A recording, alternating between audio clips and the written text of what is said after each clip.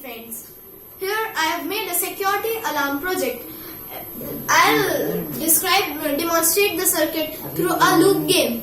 Here the energy is possessed in this aluminium wire, and when the loop is touched in, the LED will glow.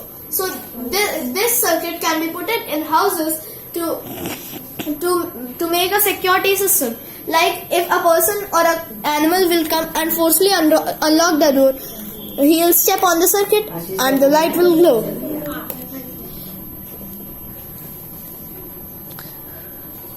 That's how you have made it.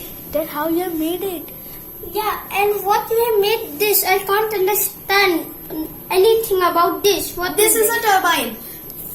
As you all know that drainage water is wasted and is supplied to the seas and oceans, which get polluted. So we can use the drainage water to produce electricity by turning a turbine. Here the drainage water is coming from the drains, and the turbine can be rotated to produce electricity on a small scale, which can be generated to villages, towns and cities for various works. Purposes.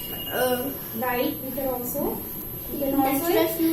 glow the we can also glow the street lights with the help of the electricity that is produced by the turbine. Thank you. natural resources का बोलते हैं ना?